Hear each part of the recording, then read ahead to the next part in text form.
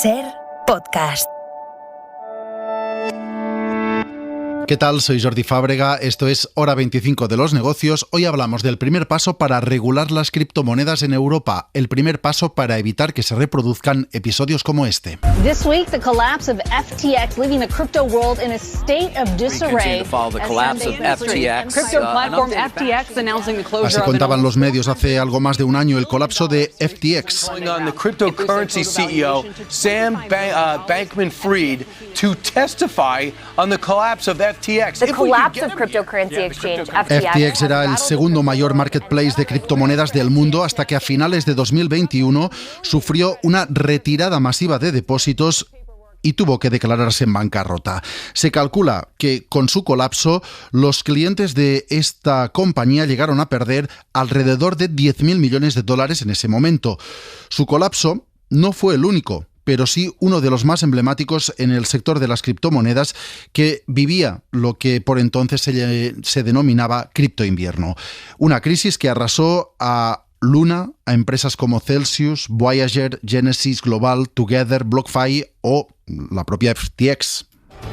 Hey, Scott, that's right. So the Terra blockchain, this is sort of the back-end software infrastructure behind everything that's going on with that stablecoin we mentioned and the cryptocurrencies that are collapsing this week. This is halted. First of all, this is a very bumpy story that we're looking at here right now. We saw a spike a little while ago. Fue el momento de la explosión tras un crecimiento espectacular del mercado durante especialmente el año de la pandemia, en el que las criptomonedas se beneficiaron de una falta de regulación que fue combustible para su crecimiento, pero que también se convirtió en gasolina cuando llegaron los problemas. Hoy, prácticamente 2 años después de eso, Europa ha terminado el proceso para acabar con esta ley de la selva.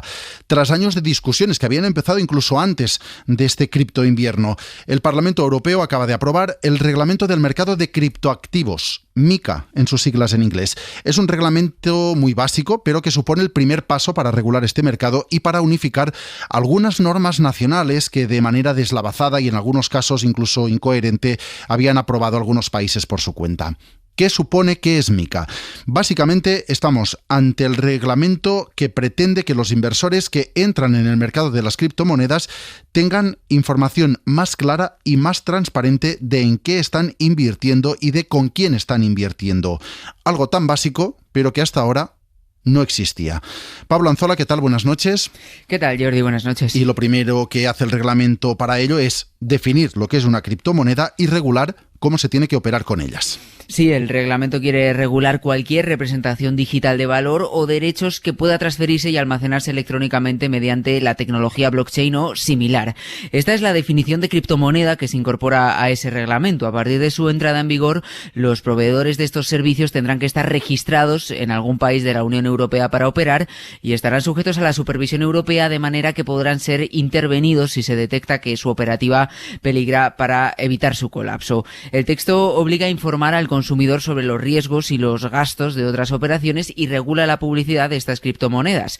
Cuando alguien quiere promocionar una moneda digital, tendrá que haber enviado previamente un documento técnico con toda la información sobre el activo que quiere vender, además de obligar a que los vendedores tengan planes de repago en caso de dificultades. Eso sí, esta normativa no entrará en vigor hasta principios de 2025, porque contempla un plazo de 18 meses desde su publicación en el Diario Oficial para tener efectos. Esto es lo que prevé MiCA, este reglamento, que es del que más se ha hablado, pero junto a él se ha aprobado otro reglamento que se conoce popularmente como la Travel Rule y que pretende, Pablo, evitar que se utilicen las criptomonedas para blanquear dinero.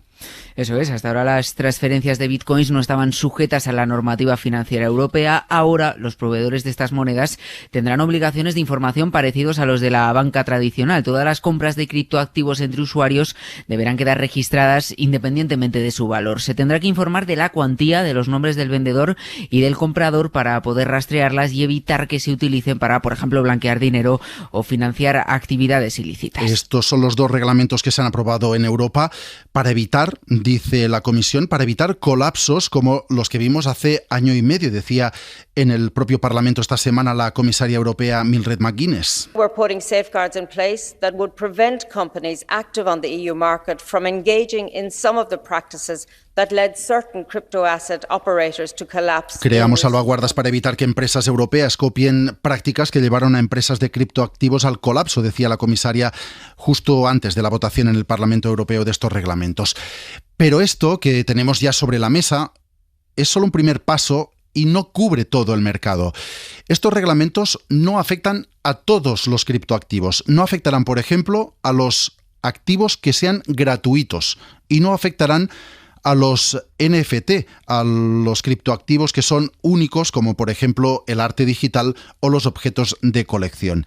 Y además quedan fuera de las obligaciones de registro que se prevén en este reglamento las compras de criptomonedas que se hagan sin intermediarios y que sean de menos de 1.000 euros.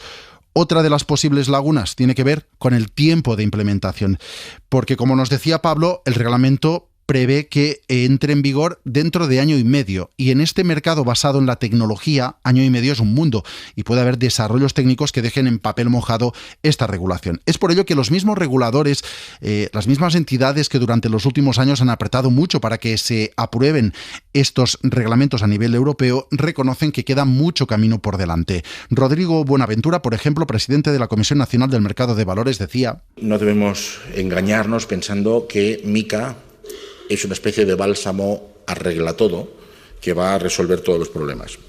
Hay que decir claramente que MiCA no elimina todos los riesgos y, por otro lado, no va a ser un proceso instantáneo.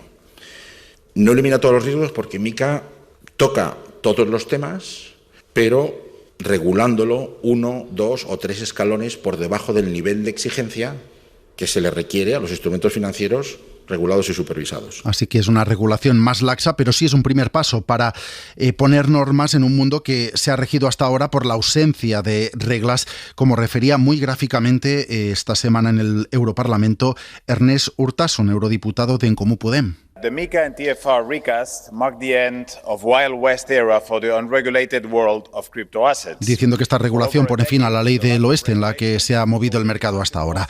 Ese es uno de los objetivos para evitar que se reproduzcan problemas en un mercado que ha llegado a mover en todo el mundo 3 billones de dólares. Eso fue a finales de 2021, en uno de los momentos de más auge del sector, pero que tiene a día de hoy aún más de 12.000 criptomonedas en activo.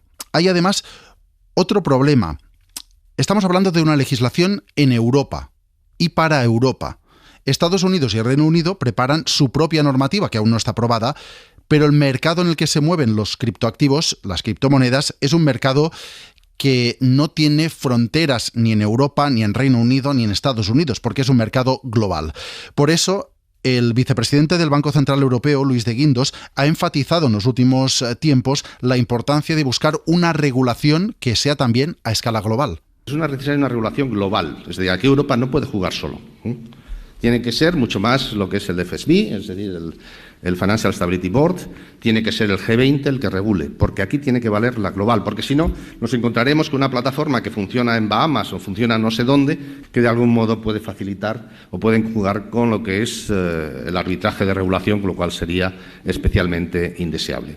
Es, por tanto, un mercado que se tiene que regular a nivel global, dice el Banco Central Europeo, para evitar que haya problemas sistémicos, porque es verdad que de momento estamos hablando de un mercado pequeño en comparación con el resto de mercados financieros, pero también es verdad que es un mercado que cada vez tiene más vínculos con el resto de este sistema financiero. Y ese es un riesgo, de momento pequeño, dicen tanto el Banco de España como el Banco Central Europeo, como la misma Comisión Europea, pero es un riesgo que existe. And while the crypto market may be too small to trigger systemic risks, we do know that there are increasing links between crypto markets and traditional financial services. Esta es la comisaria McGuinness advirtiendo de que los vínculos entre el mercado cripto y el financiero cada vez son mayores. Eso a nivel global. A nivel España, ¿qué está ocurriendo? A nivel España también está creciendo el mercado de los criptoactivos y eso ha llevado en los últimos meses a los reguladores a lanzar repetidas advertencias sobre el riesgo que supone para un inversor meter su dinero ahí. Lo decía, por ejemplo, el gobernador del Banco de España, Pablo Hernández de Cos. Dada la dinámica reciente y dada también las características de este mercado y sus riesgos potenciales, las autoridades públicas creo que estamos obligadas a intensificar el seguimiento, la regulación y la supervisión del mercado de criptoactivos. que debe incluir, en primer lugar, una alerta e información constante a los usuarios de los riesgos asociados, que son riesgos muy elevados. De hecho, en España hay una legislación que regula la publicidad de estos activos, por ejemplo. Lo que no hay de manera muy precisa son cifras de cuántos españoles invierten en criptomonedas. Sí hay algunas aproximaciones que han hecho precisamente, Pablo, tanto el Banco de España como la Comisión Nacional del Mercado de Valores. Sí, la CNMV, por ejemplo, a través de una encuesta a mediados del año pasado, calcula que un 6,8% de los españoles invierte o ha invertido en criptomonedas. Y también dice que otro 10% tenía pensado invertir en algún momento. Son inversores relativamente cualificados, la mayoría, 2 de cada 3 son hombres, tienen alrededor de 40 años y casi la mitad cuenta con títulos universitarios. A la hora de invertir, aseguran que no apuestan en criptomonedas más del 5% de su dinero y dicen ser conscientes de que el riesgo de esta inversión es mayor que en otros activos. El Banco de España también publicó el año pasado un estudio que cifra en 60.000 millones de euros el volumen de transacciones en criptoactivos en España en el año 2021. El informe, es cierto, no calcula cuántos españoles operan en el mercado, pero sí se hace eco de datos de algunos estudios que calculan que el 12% de la población invierte en criptomonedas. Esa, por tanto, es la radiografía de los estudios que han presentado CNMV y Banco de España sobre un mercado que se empieza a regular en Europa con la aprobación de estos reglamentos. Saludamos a esta hora a Martín Piqueras, que es profesor de OBS Business School. ¿Qué tal? Buenas noches. Hola, buenas noches, ¿cómo estás? Con él vamos a analizar la importancia, los cambios y la relevancia de estos reglamentos aprobados esta semana en el Parlamento Europeo. Lo primero, se presenta este reglamento, especialmente MiCA, como la primera regulación para el mercado de las criptomonedas y llevamos muchos años hablando de este mercado. ¿No llega demasiado tarde? Bueno, nunca es tarde si la dicha es buena. Llega un poquito tarde. Se llevan trabajando más de 3 años en la redacción y la verdad es que podría haber llegado un poquito antes. Sin embargo, es un mercado que, si lo hubiéramos regulado hace 3 años, pues ahora tendríamos otros escenarios diferentes, nuevos a los que regular. Por ejemplo, los NFTs u otros criptoactivos que no existían o no eran de tan uso general hace unos años. Llega, creo yo, en un momento adecuado, especialmente después de los movimientos que ha habido y desde luego, como siempre, las leyes van por detrás de la tecnología y en este caso yo creo que llega en un momento adecuado para dar la confianza suficiente a los distintos actores que hay en el mercado. Además del tiempo, vamos al contenido. ¿Lo aprobado es suficiente? ¿Estas normas pueden evitar los colapsos, como dice que se pretenden sus autores? ¿Pueden proteger a los inversores si se llegan a producir estos colapsos? Es suficiente para empezar a regular a los actores que forman parte del mercado, para empezar a dar confianza a los inversores que permita tener ciertas garantías en cuanto a la corrupción, en cuanto a casos como los casos que vimos recientemente de FTX, y podrá dar un incremento de confianza a estos. Es una base buena para ir desarrollando, para ir creciendo después en más regulaciones, pero está bastante bien definida en cuanto a los activos que protege y en cuanto a los niveles de protección, y además está siendo bastante bien recibida por los distintos actores que hay en el mercado.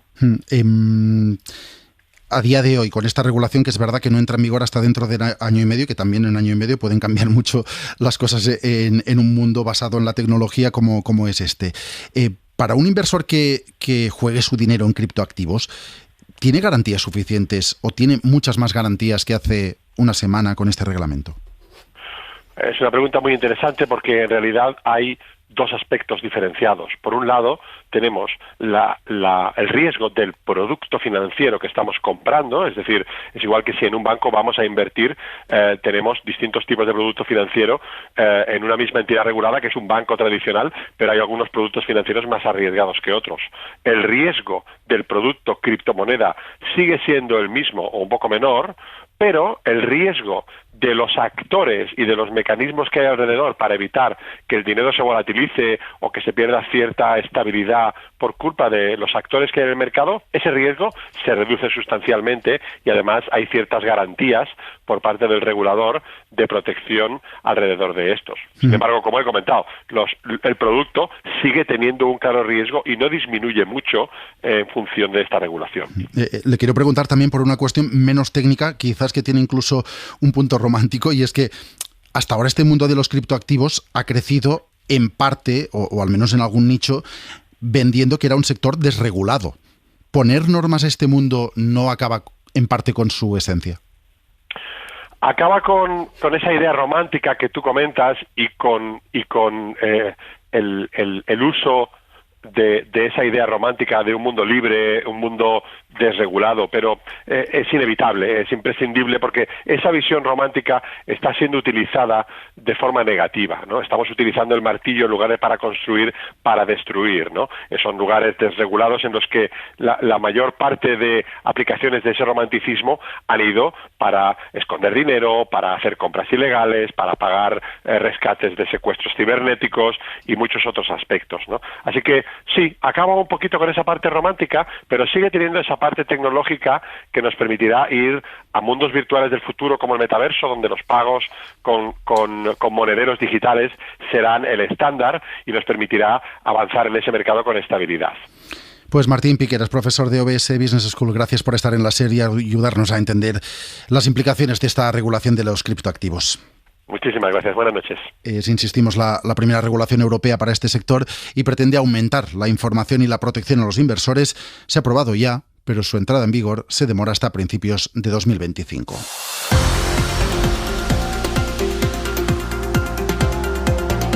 Suscríbete a Hora 25 de los negocios. Todos los episodios y contenidos adicionales en la app de Cadena SER y en nuestros canales de Apple Podcast, Spotify, iVoox, Google Podcast y YouTube.